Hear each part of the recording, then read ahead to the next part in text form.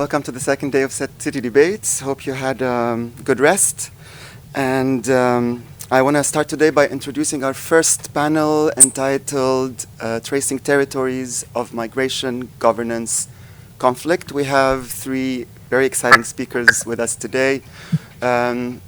Three different contexts, three different methods, three different visualization approaches, but they're really tied together by this thread of negotiating territorial framings. So I will let our discussant present our three speakers, and I will present our discussant, and then we can start. Mariangela Gasparotto is a researcher in anthropology at IFPO Amman. After completing a PhD dissertation on sociability practices, norms, internal migrations, and consumption behaviors of youth in Ramallah, Palestine, she undertook a new project focused on infrastructures and their use in the city of SoAD, Jordan. She is also currently involved in several collective projects that explore through alternative methods and writings, futures and memories of cities, as well as urban waste in both times of war and non-war. Positioned at the intersection of urban and political anthropology, her research explores daily forms of violence, hierarchies, mobility patterns, and the ways in which spaces are appropriated, subverted, renegotiated, and adapted through various forms of solidarity, internal and external borders, and local knowledge. Thank you for being with us.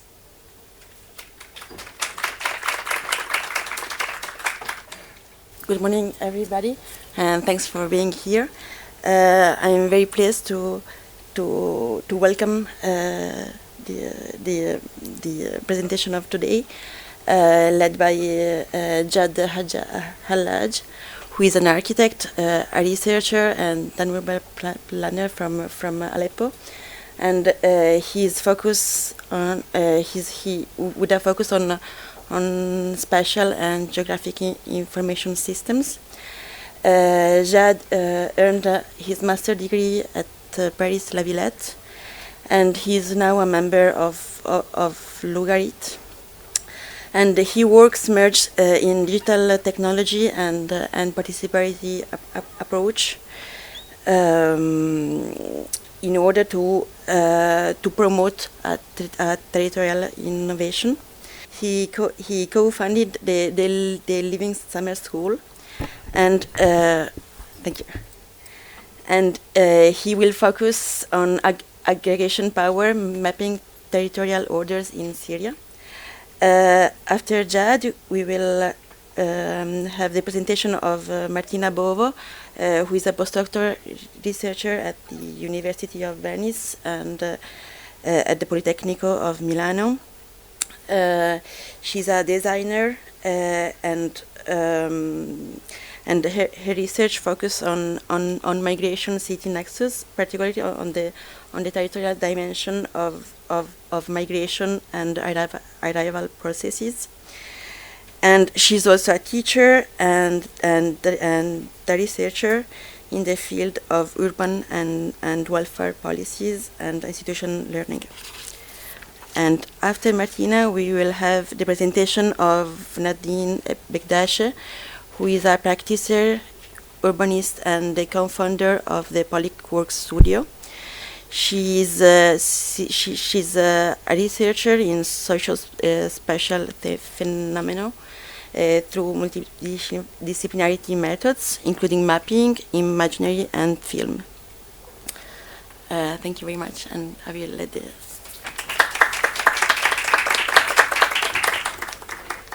Good morning, everyone.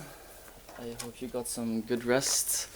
Thank you very much for inviting me today to take part in the city debates. I'm very happy to be here and to kickstart the wonderful day that we're all going to have together. So my name is Jadd Hallaj. I am an architect, urban planner, and a mapper from Aleppo, Syria. I do different mapping initiatives in Europe and in the Middle East, but today I want to talk specifically about the things I've been working on in Syria recently.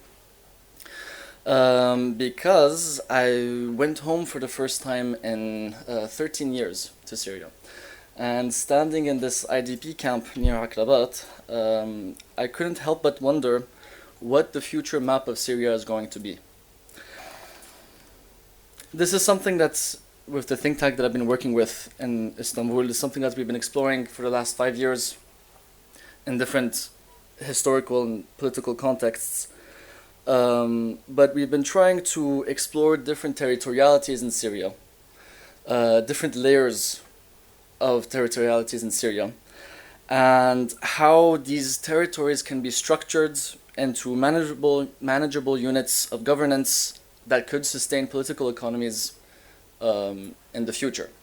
And maps here take they're really a core element of our work, and we really use them pretty much everywhere, whether it's for a report for civil society in Syria, whether it's to analyze administrative units. Maps are really a core element of what we do. And one of the reasons for this is that we try to kind of integrate the cartographic heritage that we have in Syria, but also in Lebanon, starting off with the Ottoman tradition of, or the Ottoman style of cartography, which focuses on the social demarcation of land, which the French mandate took over and kind of incorporated an element of precision technology for social control.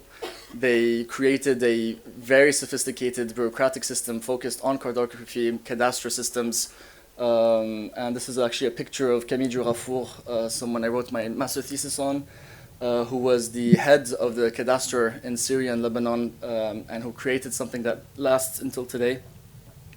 And this was also inherited more recently, this cartographic methodology was inherited recently also under the Assad regime, where cartography was actually weaponized in a sense, because one of the things that would happen is that there was a purposeful withholding of information to create a dependency on the central state, so that you would always rely on the central state for any type of geographic information, and rely on them fully for any type of mapping initiative inside of Syria.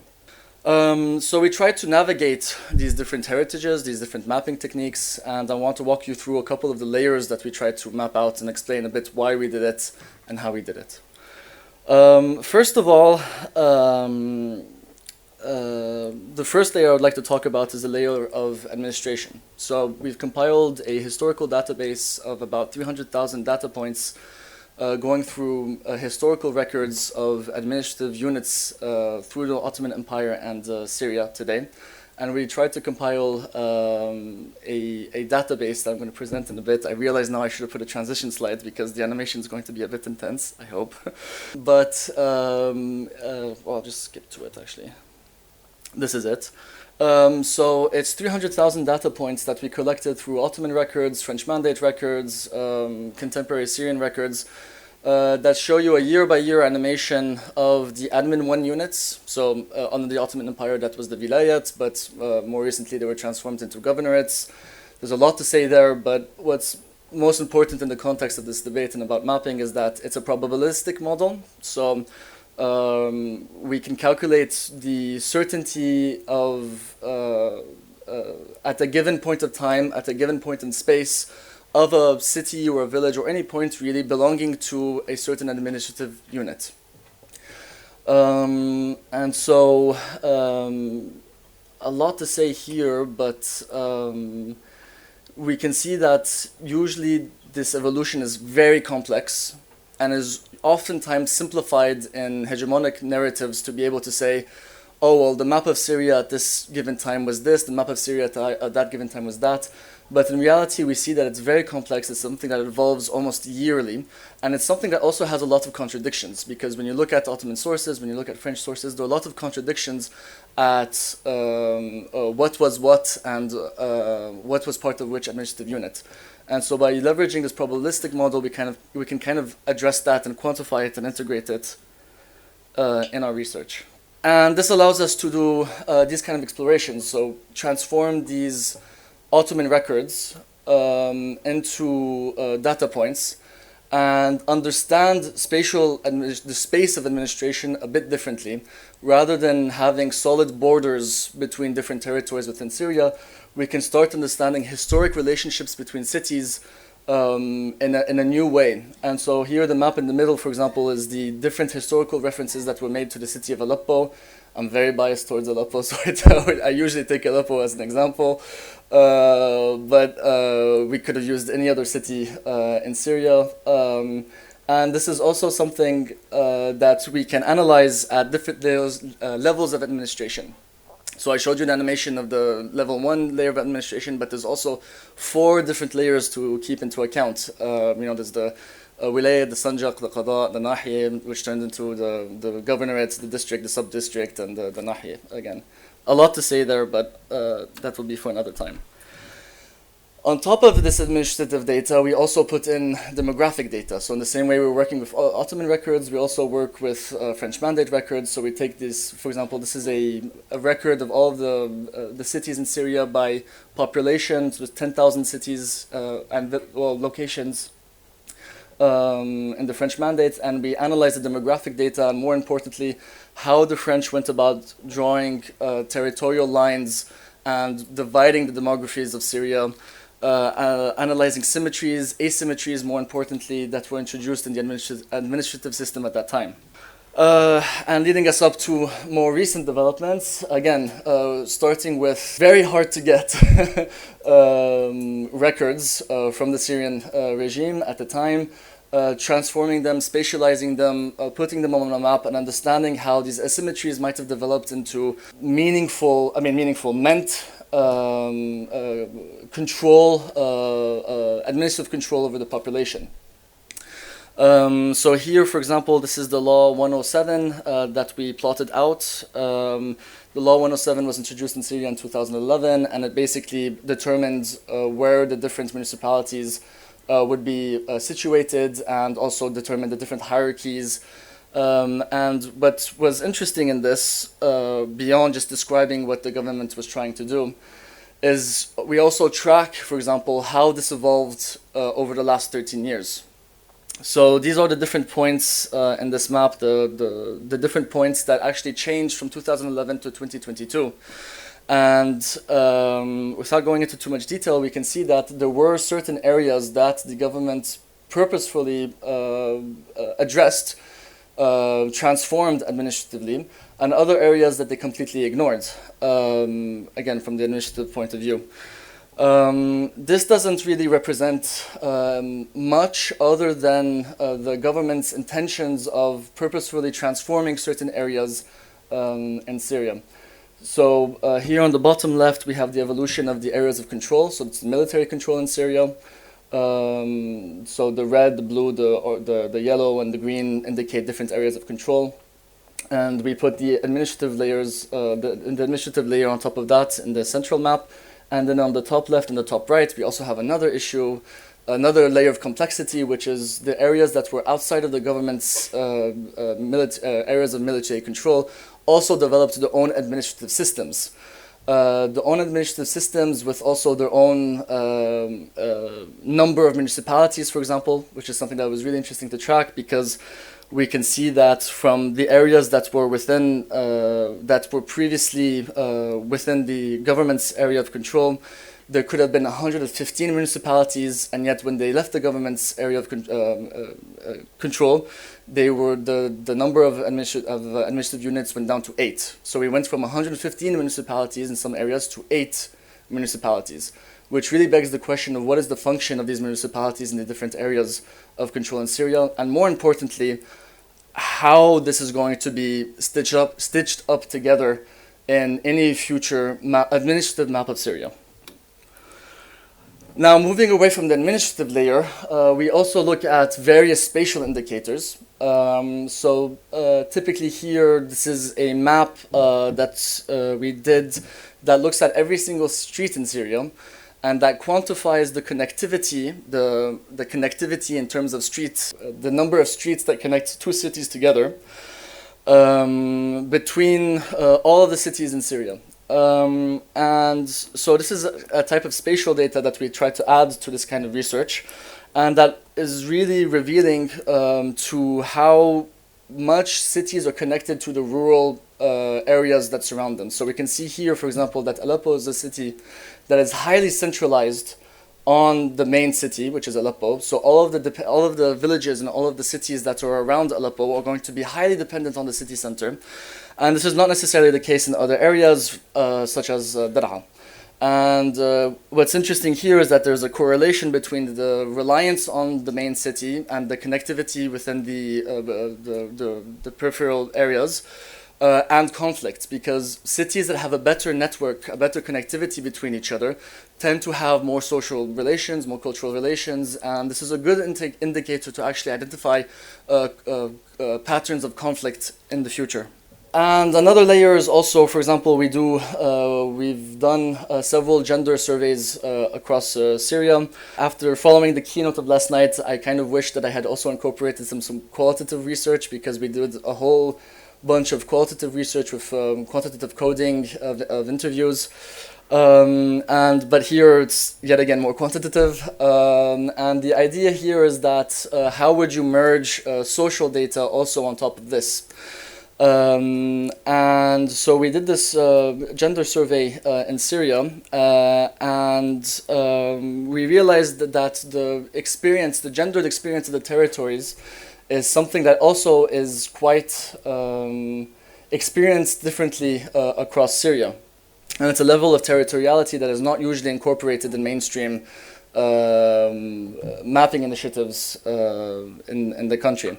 And what's interesting is that, so for example, if we see the heat map here, which is basically just a quantification of a survey response, we see that sometimes these responses align to areas of control, they align to the administrative layers of the territories, but oftentimes they do not. They have their own territoriality, their own way of functioning within these territories.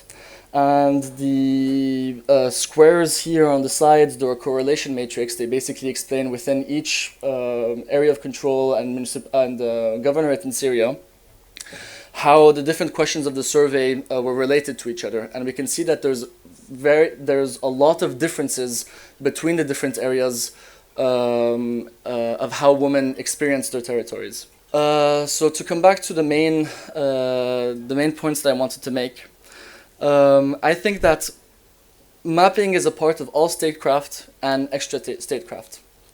And we had a discussion this morning. I think there's a difference between maps and mappings, but all states in one shape or another, whether it's under the Ottoman rule, whether it's French mandate, or whether it's Syria today or Syria tomorrow, they're all going to perform some sort of mapping experiment. And there's also a lot that we can do as part of the extra statecraft, so bringing support to the state initiative in the mappings that we can provide. We can challenge hegemonic narratives by finding contradictions in data, by saying, you want to achieve this, and yet when we did the map, this is actually what's happening. You say you want to, for example, decentralize, and yet look at the number of municipalities that you have on the field. So this is a very powerful tool that we actually have to be able to challenge hegemonic narratives and propose alternative readings of the world. Again, through concrete maps that we can draw. And this translates a bit more cartographically to the idea of having moving away from static data sets to dynamic spatial models. What we mean by dynamic spatial models is models that can evolve through time, both in the type of data that they contain, the scale of the data, and the topics that they address. But in a way, these different layers that I showed you earlier on need to be linked together to be able to convey the most meaningful message that we can. We can't talk about territoriality without talking about the gendered experience of territories. We can't talk about territoriality just from a spatial perspective, nor just from an administrative perspective. It's about linking these different data sets together. And in a sense, there's a lot of things that we can quantify. For example, in the animation that I showed you earlier, degrees of certainty, which is something that is usually completely removed from maps, and maps are usually stated as black or white, yes or no. Whereas with the new mapping techniques that we have, we can actually incorporate this element, we can quantify the certainty that we have that an administrative unit belongs to another administrative unit. We can quantify that. We can quantify the connectivity between two cities. We can quantify a lot of things to make a point. And ultimately, I would hope that this kind of initiative would help bring spatial thinking back to Syria as a means for a better democratic governance. Thank you very much. Okay, good morning everybody, and thank you very, very much for having me here. It's a great pleasure for me to be part of this. So today I'm going to talk about landing spaces and pilot books, which in other words, I'm talking about migration and arrival processes, especially from an Italian point of view, but also linking it to a deep discomfort that I had as an architecture student first, and then as a researcher in urban planning and policy. Because I felt I had a lack of words and tools to address these processes. And so today I'm going to share with you a reflection about the way we produce and use spatial knowledge when we address these kind of topics. And I will start asking you to read a text or part of it by Antoine de Saint-Exupéry. He was not only the author of The Little Prince, but he was also a pilot. And this is a text where he talks about the night before taking off for his first passenger flights. And he talks to a more experienced fellow and asks some advice about how to do emergency landings in Spain.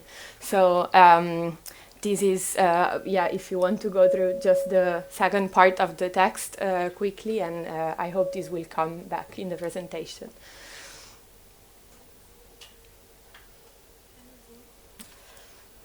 I think I can just read a couple of parts of it. It's easier, okay. Wasn't sure about the dimension of the screen. Okay, so he's there with this fellow, and he said, what a strange lesson of geography I was given. So he did not only teach Spain to me, but he made the country my friend.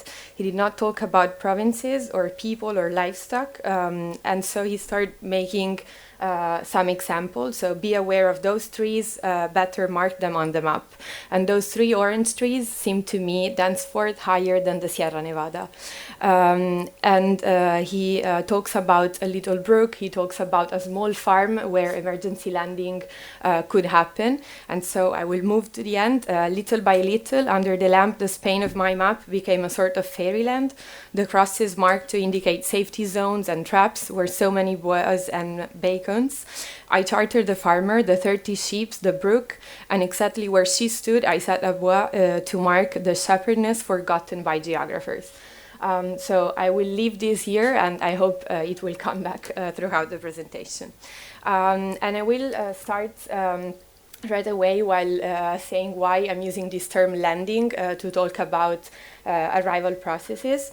As you probably know, now a decade ago in Europe, we started having this huge debate about arrivals, and we talked about refugee crisis. That was, of course, a crisis of reception system in Europe. And looking at this from an Italian perspective, but also, again, from an architecture and planning perspective, I felt that this word was not really matching with what I was seeing.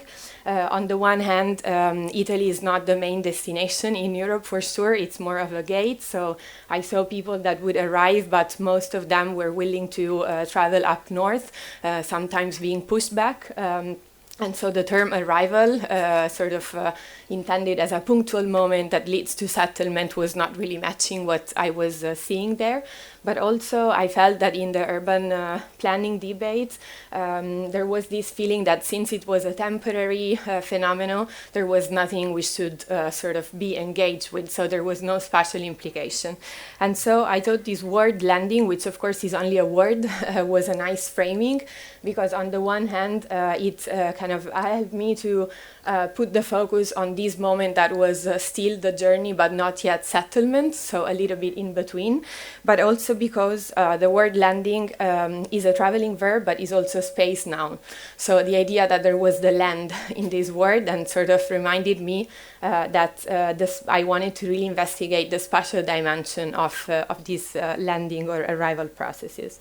And so from here, my question and the question I'm going to explore today was what kind of spatial knowledge allows us to grasp the practices of landing and city making that are related to it. To answer this knowledge while doing ethnographic research in southern Italy, I bumped into a reference, an object that is pilot books that has nothing to do with migration but has to do with sailing. Of course, I'm very far from willing to compare sailing experiences and migration experiences. But still, I thought that pilot books were indeed a good reference to explore the question of spatial knowledge and how it is produced and used when it comes to landing processes. So pilot books are handbooks for alongshore navigation, their sailors basically can find all kind of information about services available on land. And the reason why I thought they're interesting is because of three main points. The first is because they are experience-based knowledge. So the second is because they describe the territory in a way that is very much linked to the use that people make of it. And then because they're not normative knowledge. And I will try to go through these 3 points and unpack them a little bit. So experience-based knowledge, pilot books were diaries. So sailors would just write on a diary their experience of sailing along the shore, and then these diaries would be passed hand by hand to other sailors. So the author of the knowledge is the one who's experiencing the landing in the first place.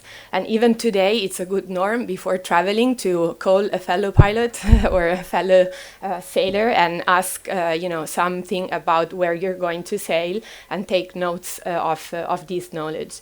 And so here, I think the first point is really interesting because when we think of urban planning, this is really not common. Many times students don't even go into the sites they're planning for. And this, of course, poses the question of who is the author of the knowledge that we're using when we produce spatial knowledge about the city. And we talked about it yesterday, so I won't go through this again. But also there is a subversion of prevailing categories. When I felt that discomfort about arrival, it was because I was talking with people that were stuck in Milan and that had those very circular mobility that we showed yesterday.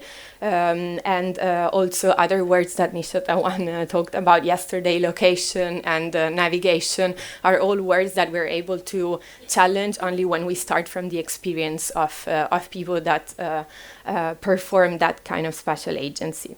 Then I talked about a description of the territory that is based on the use we make of it. And I will go back to pilot book. So this is not a pilot book. This is a kind of chart that sailors would use in the middle of the sea.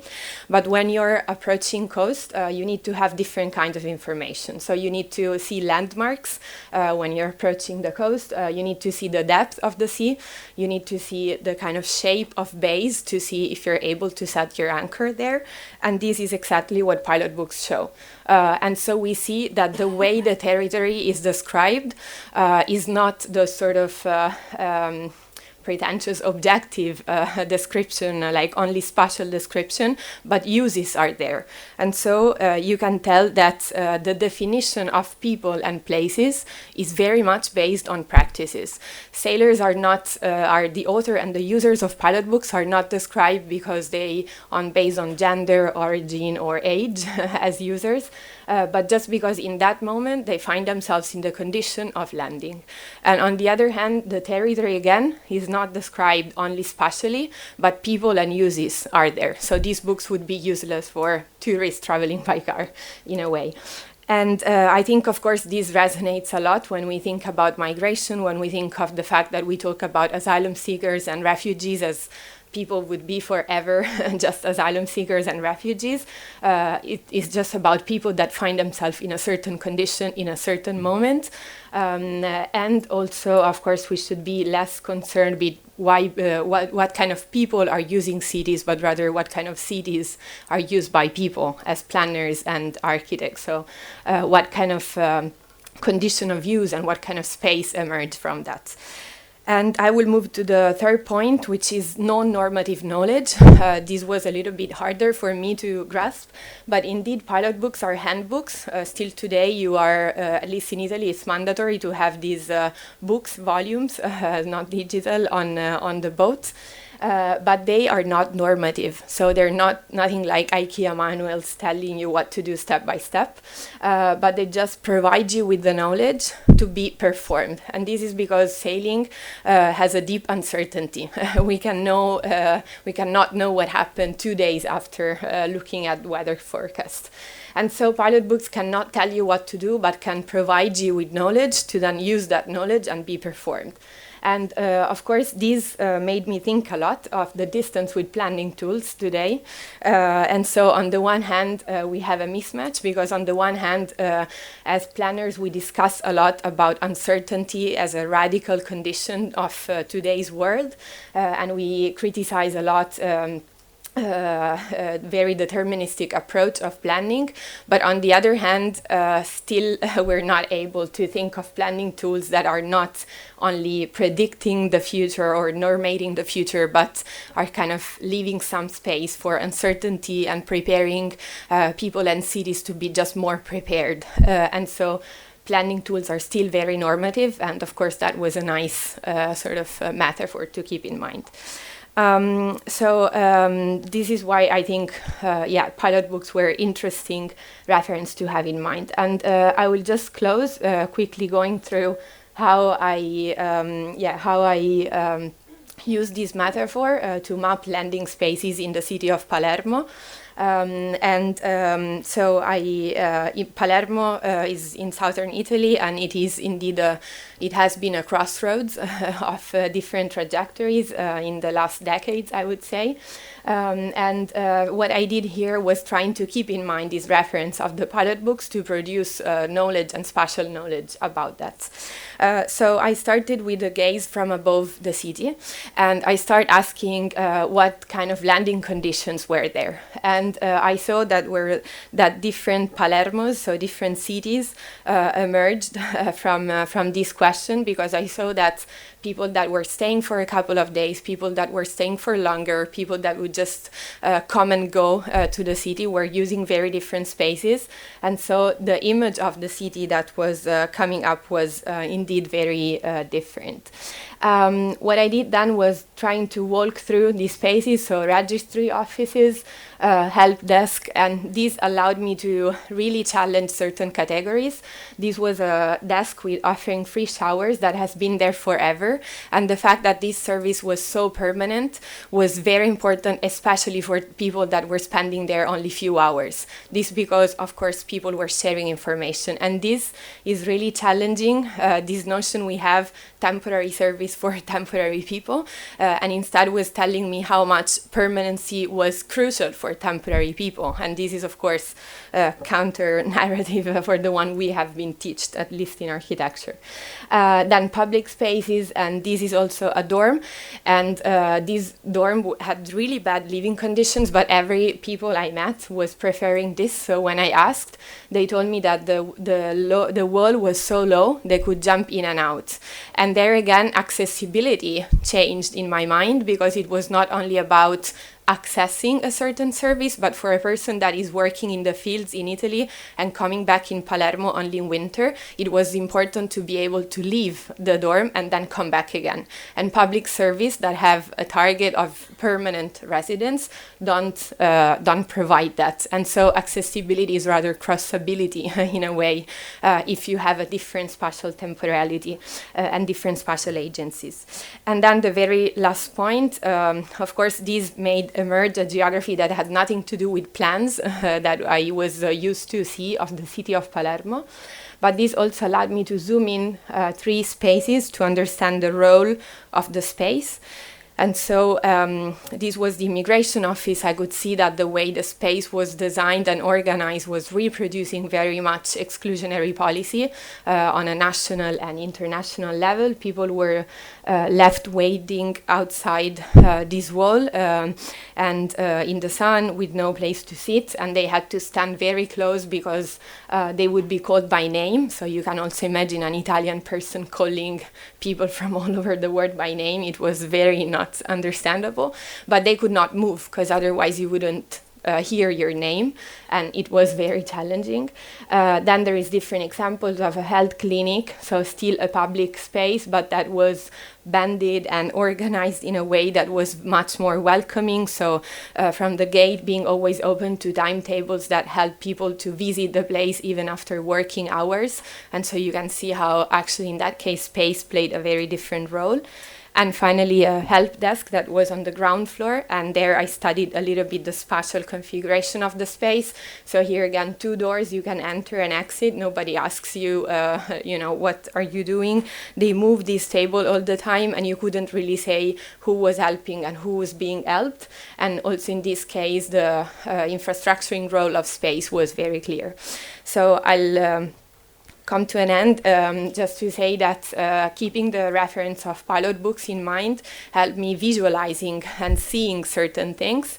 So on the one hand, to see old cities that were used by people depending on their condition of use of the city, but also of how geographies that would emerge had nothing to do with plans, with welfare or urban plans. And that certain categories were deeply challenged by the uses of people, so accessibility and even permanent, temporary, and so on. But also the role that small and micro spaces could have in infrastructuring landing.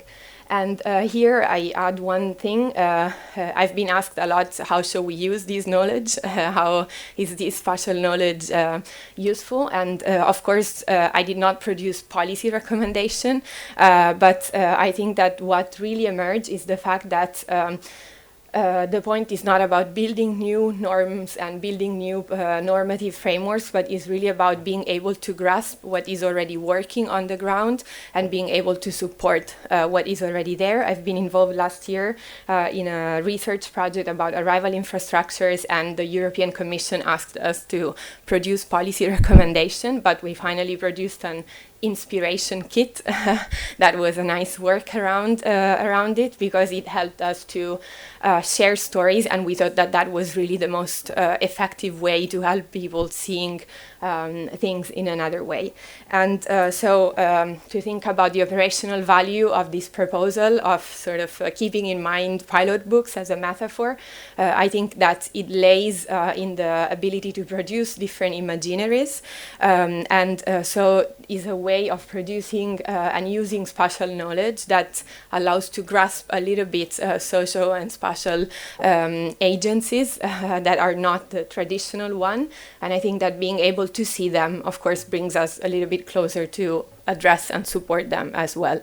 And when I talk about these alternative spatial temporalities, of course, I'm now talking about landing temporalities, but I think they belong to all of us more and more. So thank you very much.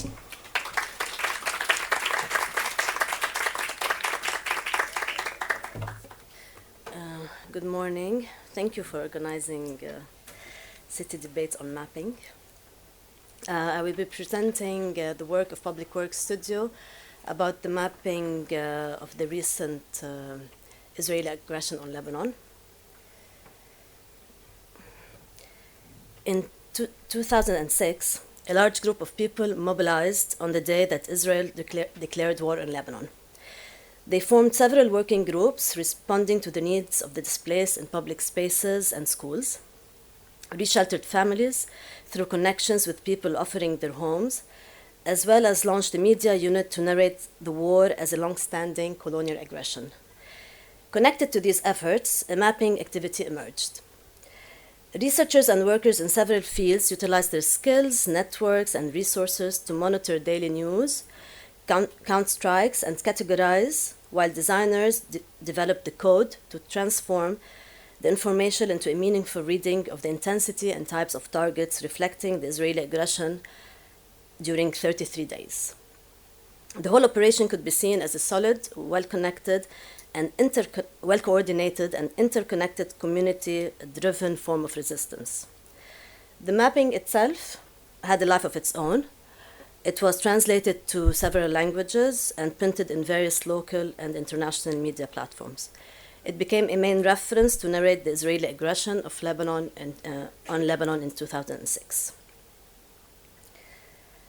17 years later, in 2023, Israel resumed its war on Lebanon.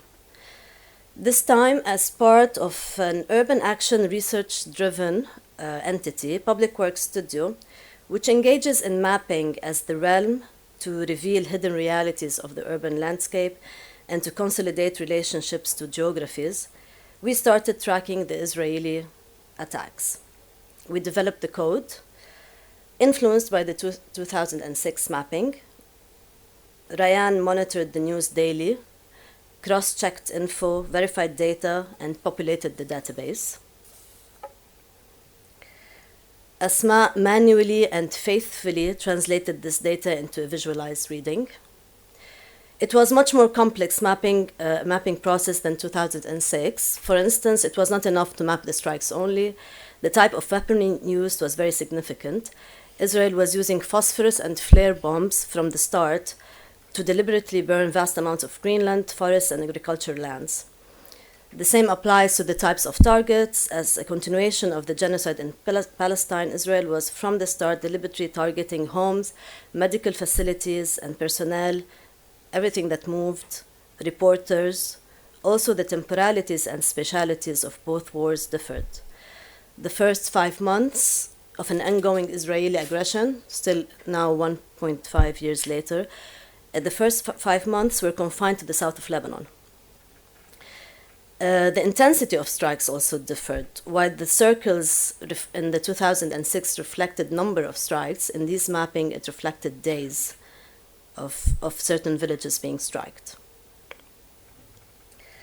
In this presentation, I will walk you through 3 ways of how Public Works Studio approached mapping. First, as a process to deconstruct narratives and facilitate new narratives in an attempt to challenge the normalcy of the colonial project. In this process, we made sure that not a single Israeli aggression passed undocumented. Second, as a way to juxtapose representations, produce knowledge about space that is experiential. And third, through moving, touring, meeting, discussing, to collectively imagine new possibilities. Through reading the map and analyzing the temporality and spatiality of the aggression, we aimed at consolidating a narrative that highlighted how geographies are being eradicated and disrupted. We were concerned with contextualizing notions such as domicide, ecocide, culturecide, and herbicide. We tracked how the war navigated between geographies and expanded beyond the south of Lebanon. Hania stepped in, took our database, and constructed an online interactive map that allows for the reading of the aggression across time, geography, type of target, and deployed weaponry. We continued our analysis and published weekly accounts of the war, bridging the interactive map, what we analyzed from the interactive map, with the actualities of the progression of the aggression. These are some examples that show this. We continued during the week before the ceasefire, we highlighted readings from the map that showed the heightened intensity of aggression and the infliction of new forms of destruction. We started mapping new categories. These were necessary to read different landscapes of destruction and impediments for return and recovery. Our weekly published accounts continued, but now framed as violations to the ceasefire agreement. The 60-day ceasefire agreement ended, and forms of spatial erasure through detonating entire border villages emerged. On the eve of the deadline, dwellers of still occupied towns returned as an act to actively liberate the villages through their bodies.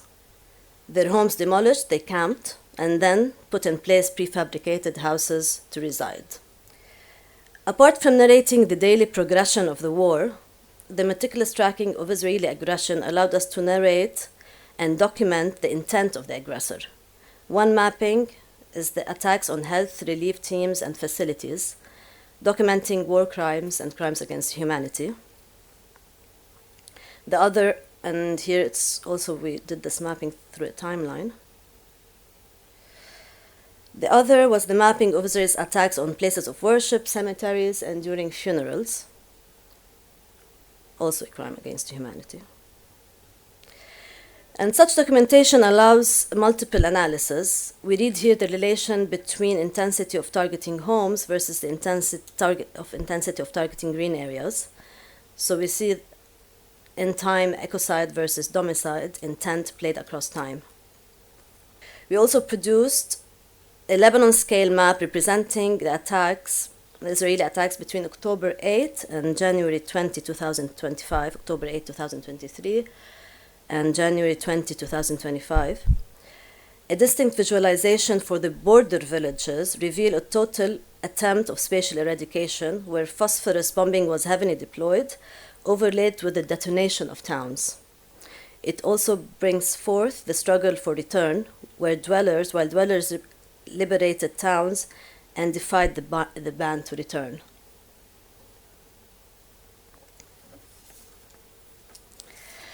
Another form that we engaged with was to produce knowledge about space that is experiential. Here, the red drawings that Avichai overlaid on top of satellite imagery to warn buildings or entire neighborhoods that they will soon be striked are strikingly in harmony with colonial ways of representation, looking from above, demarking territories, singling out structures, and pretending to know landmarks. Based on our extensive research and knowledge in Baalbek and Tir, we retraced what Avichai demarcated as a potential target and overlaid it with a different map of the city. A map that tells us more about the targeted space, a map that names neighborhoods as dwellers names them, that reflects socio-spatial characteristics to bring life into the silent maps of targets. This is Tir and this is Baalbek. So the red blobs are what Avichai marked in his maps as places that he will target. On another level, it was yet a different exercise to overlay experiences of space through testimonies of dwellers. Beirut's southern suburbs, areas that started to be bombarded by Israel in September last year, endured more than 380 attacks in just 2 months, resulting in the total collapse of more than 350 buildings. Spatializing this loss meant bringing forth the materiality of the space, the everyday practices of dwellers.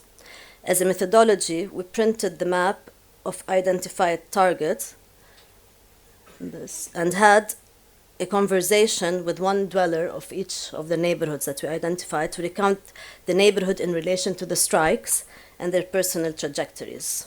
The third way we interacted with mapping, engaged in mapping, was through moving, touring, meeting, discussing to collectively imagine new possibilities. After verifying the monitored strikes on the map, through fieldwork in Tir, we toured the city and identified how physical damage interplay with different property frameworks, modes of accessing housing and local economies, neighborhood histories and urban fabric, and ways of surveying damage. We populated the initial mapping with stories and observations from the field, and also through meetings held with dwellers of Tir. This mapping acted as a mediation to think through the challenges of localities as a way to inform just recovery and reconstruction policies. We continue to introduce mapping as an activity to affect how geographies can actualize the need for recovery. We held and continue to hold meetings with engineers who surveyed the damage, with active citizens defying top-down visions of the city, and dwellers struggling to stay in place, to collectively identify and challenge and think through possibilities not only for recovery, but also for sustaining action amidst continuous violence and colonial aggression. So through these three different but interconnected scales and practices of mapping, We seek to practice our agency not only as researchers or designers, but also as subjects enduring colonial violence. It is a realm we resort to read this violence in its actuality, to be able to imagine a different future. Thank you.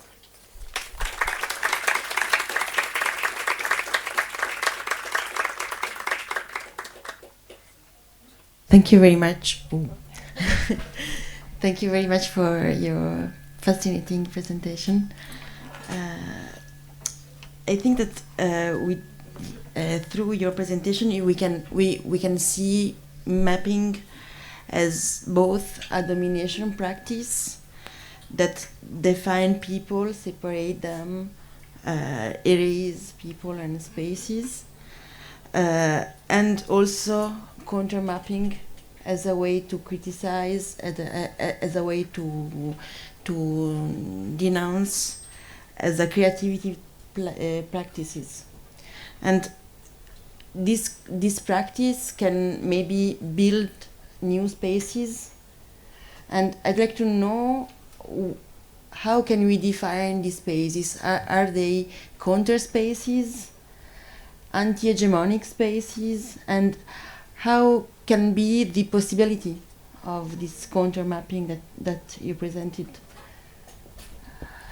in your papers? Okay. That was a hard question. Okay, so I will talk about the small experience of the project that I showed. I think in that case, what really mattered was unveiling sort of categories and narratives that I always repeat as planners and architects that really have this aim of working on space, on transforming space, if possible.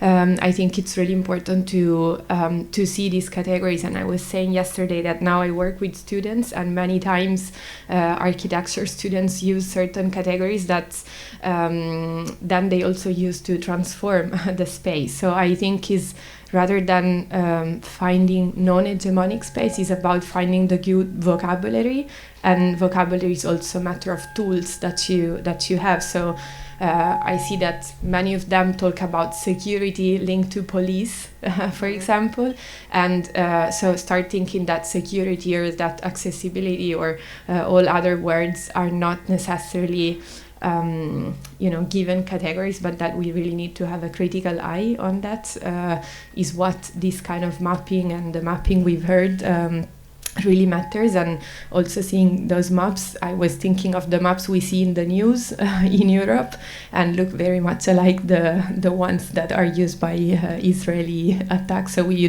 never see what is beyond the red kind of area.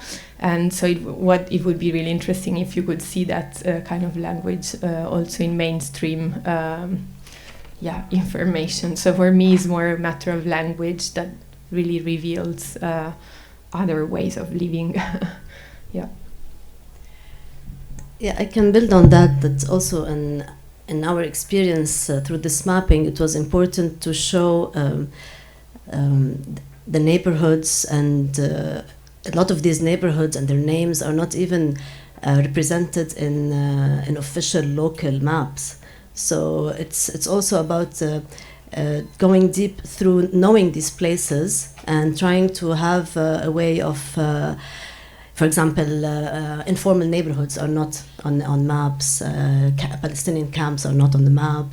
So many of the examples I showed in Baalbek and Tir, and even in the whole neighborhood of several neighborhoods of Dahi, many of these stories are not depicted or spatialized and put on a map. So this exercise of actually bringing forth different ways of living in the space, of accessing land, of accessing housing, of practicing the space through stories, like individual stories, or collective ways of living, is a way of doing countering the hegemonic one experience map that's usually also used just to navigate Even if you're a user, you don't, some of these navigation landmarks you don't really use. There are other ways.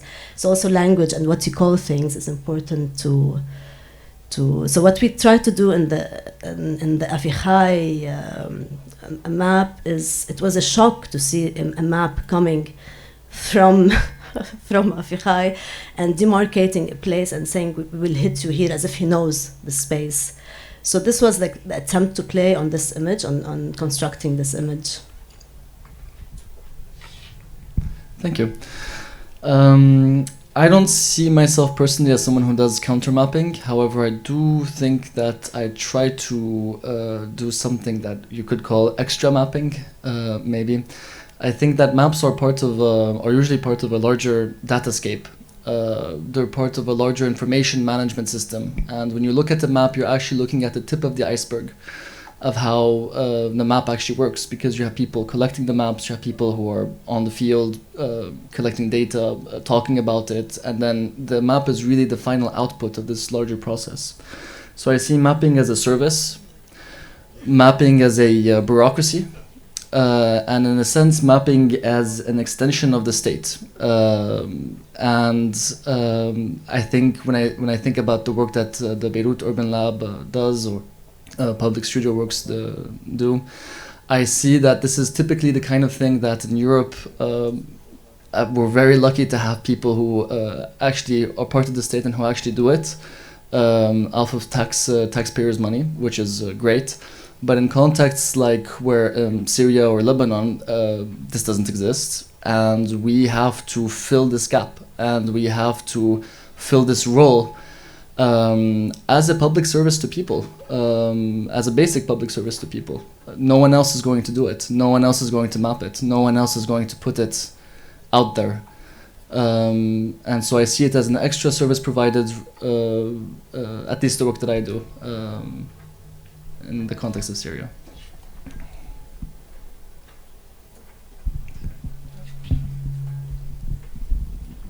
Thank you. Thank you very much. Finally, mapping is a way to write the history, and a new history, maybe, or an alternative history, or something like this. And I really like your presentation, because also all of you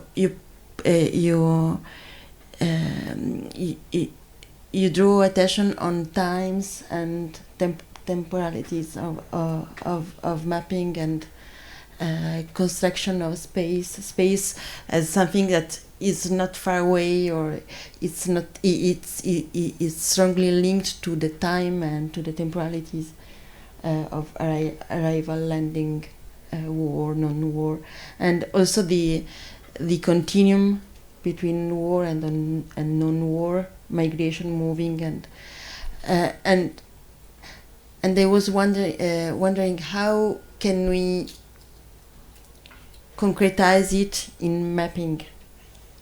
I'm very new in this kind of language, and I was wondering how can we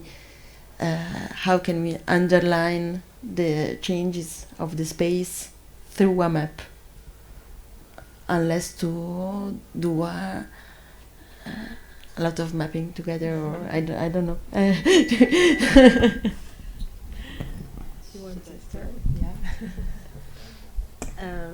Okay, you can have various forms of mapping. It doesn't have to be geographical and using the same languages. And the map doesn't have to come alone. It can come with text, with several, also, for example, with drawings, the way you were using, these are like, they say a lot. So you can use mapping and other tools to actually show the temporalities. And for example, what we did in this kind of mapping is just by putting it also online and having the user can choose to see on what day what happened, for example, and through a week, 3 days, to only see, for example, what was hit as buildings. So you can choose. It becomes like there's this big database that you allow the user to read things across each other, or just single out if they want to know something in specific.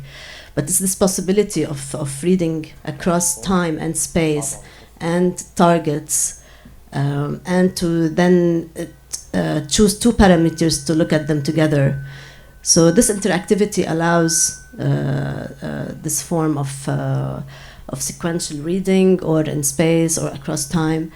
But also, I don't think you only meant that. You were also talking about how we can depict things that the map itself cannot depict.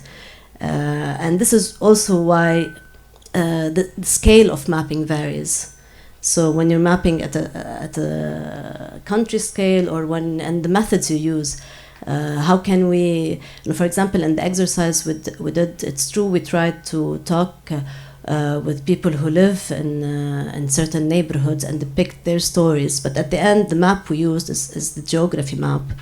We can do other things with this information, and other ways of depiction and telling, connected to the map, as to bring out. There are other ways that one can explore of how to break this just geography map in order to tell more meaningful stories of the space. And I think through your examples you were doing that, the illustrations maybe. While you were talking, I think indeed finding different ways of talking about time, but I was also thinking that an arrow is a way of representing time, no? So the idea that travel goes from point A to point B, and in the experience of landing, time is really not linear, so you kind of have this circular mobility many times. So even when you change the shape of an arrow, you are somehow saying that migration are not moving from A to B, but sometimes is going back to A and then trying again and then coming back. But I think indeed it's not only a question of spatializing time, because it becomes very technical question, but I think it's about opening up and breaking up maps and kind of going out to this binary definition of and really static definition of space. So I agree that probably the main challenge is not trying at any cost whatever it takes to have time also visualized, but is really opening up the maps, and so using different means and telling stories, and this is the point I've come to now. It's an open question in any case. Thank you. Maybe to add to that, I don't know if a lot of people here work with maps, but one of the technical difficulties of working with maps, which drives me crazy, is doing spatial joining of different maps.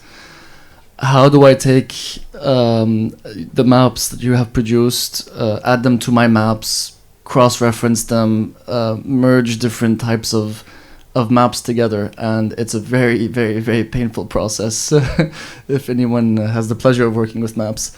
And it's really important to do it, though, because we have a tendency in mapping to isolate different informations in different maps and do the map of this and the map of that and the map here and the map there, and never really look at it through a layered approach.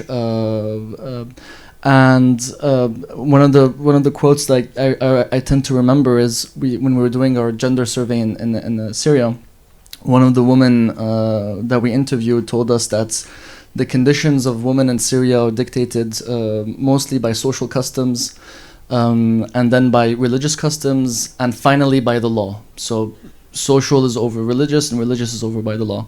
Whether that's true or not, it's debatable, but it still shows even an innate approach to a layered understanding of location, which is maybe something that was addressed last night in the keynote of how do you go beyond these geolocations and build location through a layered approach to mapping, which is very challenging, especially in a region like ours.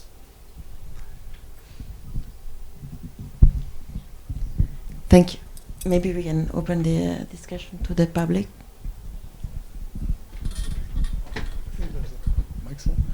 Thank you very much for very exciting presentations.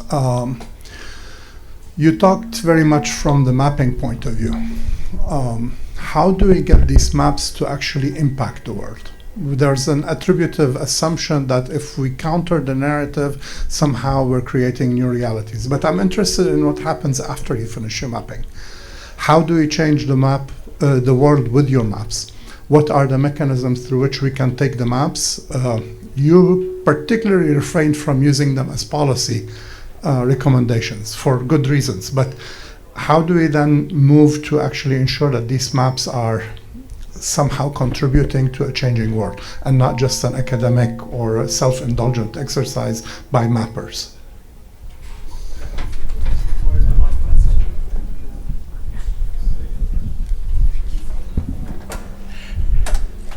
Thank you for all three of those presentations. They were wonderful to look at and hear at the same time.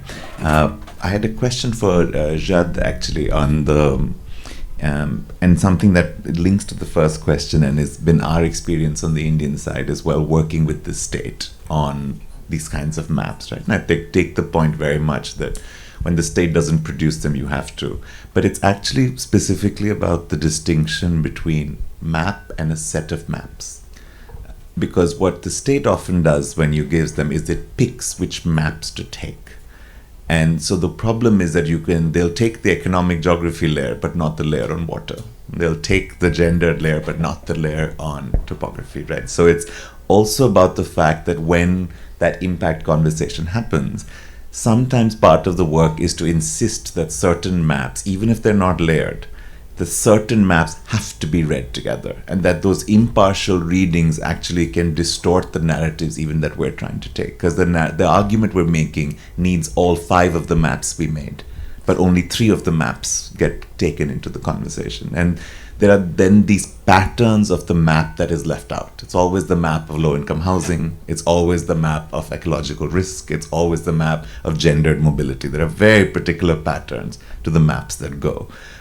So I just wanted to just to even draw, because you're also in an institutional think tank that is trying to offer these as resources for statecraft, extra or otherwise. So is there a way, how do you deal with this tension of saying, well, we don't want to be read partially. We want the maps to go and not the map to go. And I think that's part of the fight of translation. Just some thoughts on that. Can I follow up? Thank you. Thank you for the presentations again, and it's going to be a little bit along the same lines, but I kind of wanted to put in tension what Martina and Jadd did. I understood, to take Azi's question, that what we're talking about is creating new forms of knowledge that then become ways in which we can act and plan. And that's the planner in me. And so I was thinking with Martina, and I love this idea of creating that base of knowledge that becomes an infrastructure for producing the small-scale planning that builds from the bottom up. My fear is that it taps on what I've been increasingly feeling as a tendency among progressive planners to talk about care and infrastructures of support, and to really fight neoliberalism, war and violence with very small tools. And I keep wondering, does this have the possibility of scaling up beyond carving small spaces where we can be protected? Can your 2 mappings talk to each other, that big bottom up and that bottom up, that top down, so that they can promise a planning that scales up beyond the small initiatives of care? And I know maybe this is not answerable, but it's something I've been struggling with, and I thought you guys provided fantastic entry points to think through it. We have one more question. Sorry to pack them on you. We'll take one more, and then maybe we'll go around this. Well, it makes sense because it's along the same lines. So So one thing I really like of I guess it's on purpose of these 3 presentations is mapping maps or cartography tends to kind of freeze a situation, right? So it immobilizes from the state a certain kind of identification of resources, people that can be used for statecraft. But I think in your 3 presentations, you do think of the future, and then you think this is in order to think what is the mapping of the future Syria, no? What is the trigger of the imagination? And this to me has to do with planning in a very ambitious way. One of my favorite quotes of planning is from Tafuri, and he says, planning is a way to imagine a future and make it happen. And those of us that have worked with urban planning as well, we know that one thing is the plans that you do, and the other thing is that the city that actually happens at the end. And I don't know, urban planning most often don't happen, and other things happen. So I think that taking up more, like how can we be so ambitious as to think that we are doing planning, and that is extra, state, but also part of the state. And my question is, what would be then the role of mapping as a tool that is part of this imagining a future and making it happen?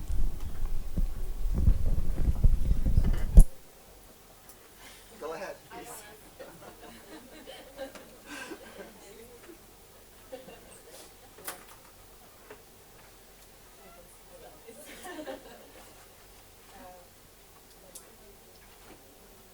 Okay, I wish I had more time to think through the answer, but I will say that this is an existential question to me right now, and I wrote a Marie Curie proposal, and that was the research question. So how to sort of, really, I feel this discomfort a lot of working very micro, and then I always have this question, is it possible to upscale and to really talk to planning in a way?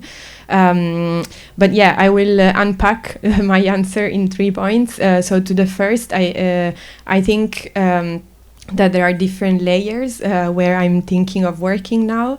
Now that I'm working at university, I think, for instance, this work with students and the idea of, there is a responsibility, of course, and I don't have to tell this here, but I really feel that asking them to unpack categories is something really relevant, and also is something that it makes a difference in people who are going to be planners in a way. But then I think this also applies. Yesterday we were talking about urban regeneration, and I had to go through projects in Milan, and I saw that it was very top down and everything, and there is no view of the neighborhood beyond the master plan, and that is a fact in a way. So even as universities pushing to produce that knowledge and have that knowledge as a base for urban transformation, I think it is a different. It makes a lot of difference, but then I also think it has to do with the framing of planning, and I think that planners can't be anymore what Tafuri was saying. So it's really about changing the idea that planning can predict something and make it happen. I think this was something that was it was very much applying to another moment where cities were changing in another way, and today a lot is also about being more prepared in a way, and building on different and I think with COVID we thought a lot about this, the really framework of planning theory that we are using, and they're changing a lot. So making today, even when we teach urban planning in the faculty, we don't teach urban plans anymore, because at least in Italy, urban plans are not done anymore. So there is not the plan as conceived in the 70s. It's more about governing and trying to support small transformation here and there. And so I think it has to do from very small acts, like changing the vocabulary and teaching differently and claiming for different kind of ways of making research and knowledge, but also about thinking of a different way of planning. And I think the planner today is not the planner of the 70s, or this is true at least in Italy, I think. So I think there is cultural change in the way we think of planning, but still it remains very open for me, the question of how to upscale and how to make the two maps work together. So I would say there are different levels we should work on, but this is still very much an open question.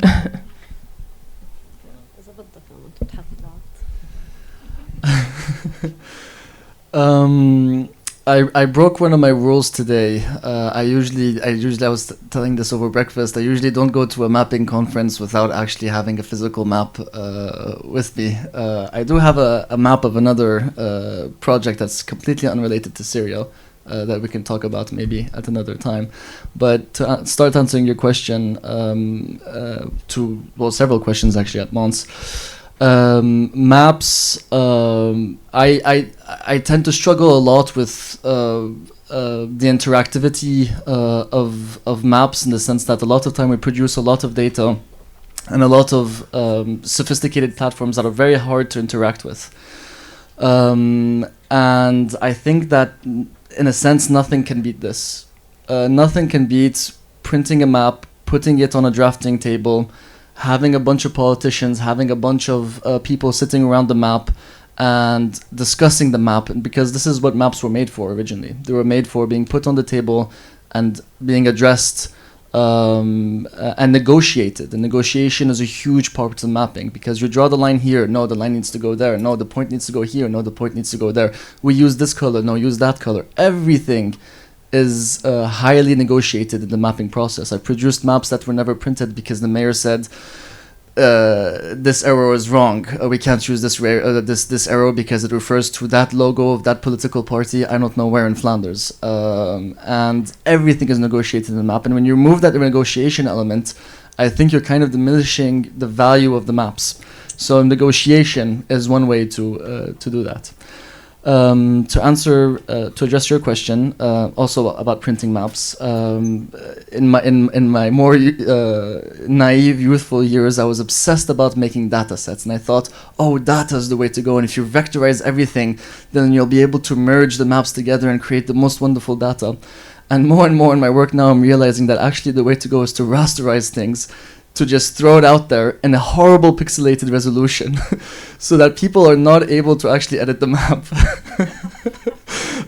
That's one way of doing it. So you want someone to see the map, you either print it out and give it to them, and then they'll have to scan it and recreate it if they want the data, which will take them forever, or you send them a rasterized image and they have to work with that. And that's one way of guaranteeing that they're going to work with the map that you created, with the data that you created, and they're not going to pick and choose and say, oh yes, thank you very much for this, thank you very much for that, and show this and that and not other things. So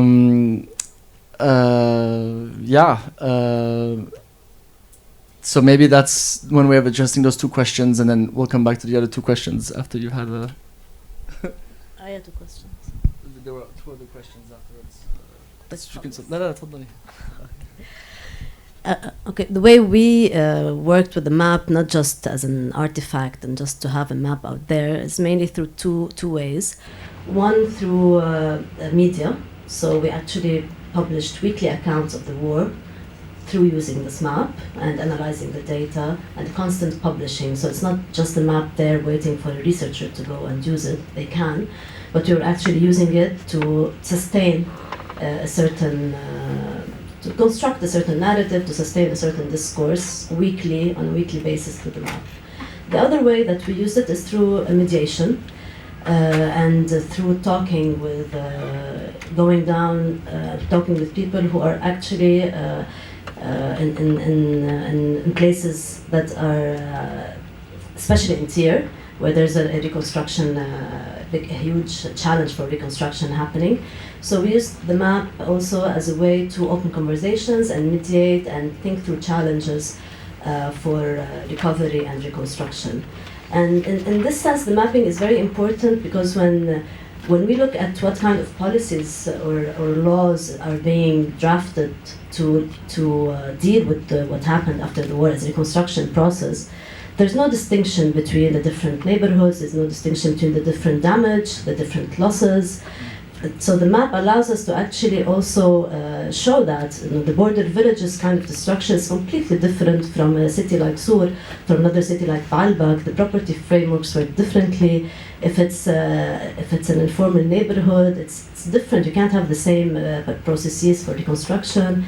If it's a dense neighborhood, if there are agricultural lands, so the different levels of destruction and the makeup of the neighborhoods it's very important to understand what kind of recovery we need and reconstruction policy. And then all of this is also, another layer is to use the map and mediate with the people, with the users of the space.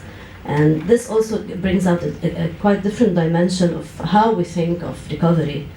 So it is, I think it's always a give and take, come back and forth between large-scale policies and localities.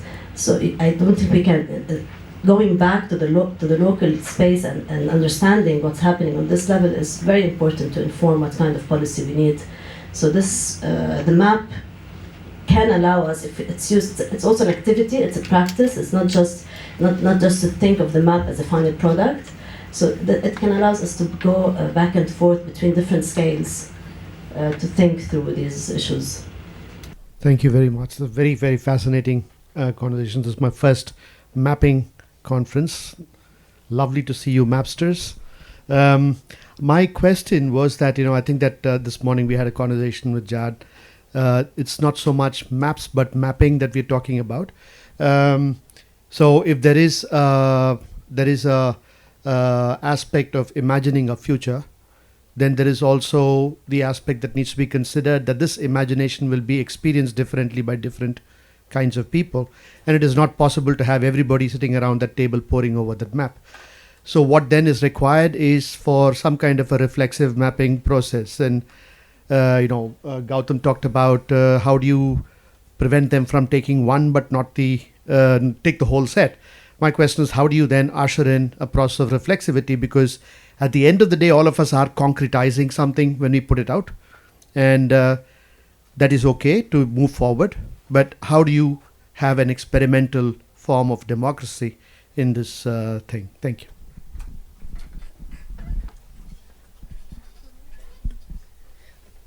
I have a very different sort of question that's not really directly about mapping, but it's for Nadine. And I wonder, I mean, I was very moved by your presentation on a lot of elements, and but one thing kind of stood out to me is you kept speaking about destruction of forests and woodlands, the targeting of forests and woodlands, as well as agricultural fields.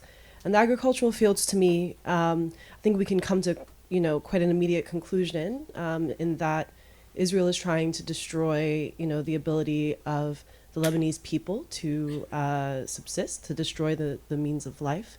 But I wonder if you could maybe reflect on the role of the forests and the woodlands in that kind of calculus. Why are these spaces strategic? Does it have to do with spaces of resistance or something else that's unfolding there? Thank you. Thank you. I do have a question that's very specific to maps and map making, coming from somebody who also makes maps, to complement your question, Amani. I was really struck by the different scales from Martina, your scale of the street, to Nadine, your scale of the neighborhood, and Jadd, your scale often of the whole of Syria. It is a question predominantly for Jadd. How do you imagine the ways in which you handle scale uncertainty changing now you say you have returned to Aleppo for the first time, and presumably the methodological questions you have with regards to access are going to be shifting? How will you be making maps differently? Okay, thank you for these wonderful questions. Experimental forms of democracy first. I haven't had access to the field in Syria to actually lead any experiments myself in Syria. But another example I can reference is work that I've done in Kortrijk in Belgium, where I did a map-based research to identify historical moated farmsteads in Flanders and document them through maps. And the maps allowed me to negotiate with the municipalities a heritage project. And more importantly, off of that map and off of that experience, I actually started an Erasmus Plus territorial education platform in Flanders, where every year you have students who travel from across Europe to come to Flanders and to actually participate in the documentation and in the mapping of these spaces. I think that's one way of engaging with young creatives in the mapping process, to teach them about heritage, but also to map out the heritage itself and to explore different types of experiments in participation in the mapping process. I haven't been able to do that in Syria because of obvious reasons, and that is typically the kind of thing that I'm looking forward to doing. Go beyond mapping alone, which is horrible. Mapping by yourself behind a computer at night, but you have to do it because no one else is going to. And mapping with other people. And this is, in this transition, I think there's also something important. I think one of the keynotes, this is a quote from one of the keynotes books that's going to speak either tonight or tomorrow. But I think instead of speaking about scale of maps, what I try to do is think about the resolution of maps. And I think that there's some things that won't change from the way that I've mapped out countries, gendered experiences of countries versus the urban experiences of gendered experiences. And I think it's a question more of resolution rather than of scale. There's some things at the state level that I represent that will still be represented better and more detailed at the local scale, at local resolution, I should say. And the things that I'm going to represent at the local resolution that won't be represented at the national scale resolution. And this is something that I'm looking forward to playing around with and to explore and to experiment that I haven't been able to do for the last 10 years. Okay, I'll first answer your question. Yeah, through the mapping we do, like you were saying, look at what type of destruction was happening, and especially see the woodlands and the forests and the agriculture places, and also the places of, for example, where farmers have poultry, and all of these spaces that were that are within the greenery and agriculture that Israel was hitting. But it's also they are very significant to talk about ecocide, but also in the context of the war, and especially in South Lebanon. This cannot be, I wouldn't look at it alone. I wouldn't single it out and say, okay, Israel is doing this on the Greenland. It has to actually appreciate what's happening as a form of destruction and violence. It needs to be looked also on the layer of attacking homes and houses and buildings and detonating entire towns. And this is when it actually becomes significant to talk about ecocide, because there's the possibility of return actually to these spaces is actually being eradicated. So also some of the way what interests us in mapping these different layers is to see them also in relation to each other, and to contextualize what it means to actually, what does ecocide mean in Lebanon? It means quite differently than talking about other contexts. So when seeing these issues, these forms of destruction in relation to each other, we try to understand and grasp what it means when Israel is actually burning entire forests. Yeah. I feel like I might have been misunderstood. My question was not to say that we should be considering destruction of forests and woodlands in isolation as unrelated to the destruction of entire forests. Yeah, I'm just But like why burn an entire forest? What does this do? What is the significance of these forests to the Lebanese people? How is it a significant component of their way of living in this land? And I mean, like, I ask from a place of, I guess, my own research, which I won't go into, but forests often have spiritual significance. Sometimes they're places of burial, sometimes they are, there's ecological value.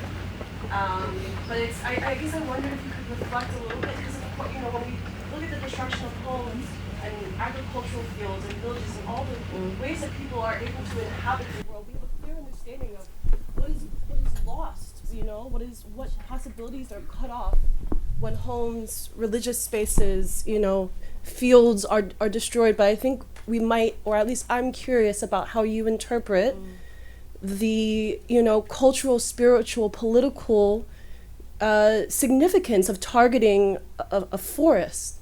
I understand that there are some forests that are active spaces of resistance for guerrilla fighters.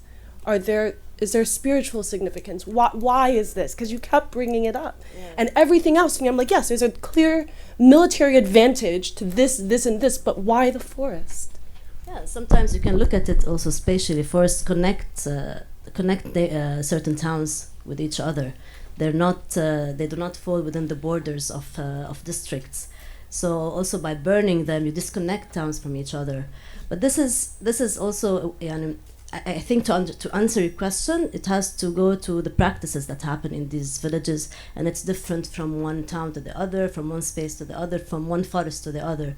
So it's not like the thing that unites them are things you already said, but I think also that the implication of burning villages has to do with ways of life and the cultural significance, but also the relation and the connectivity between towns. Also, when you do this, you burn this connectivity also.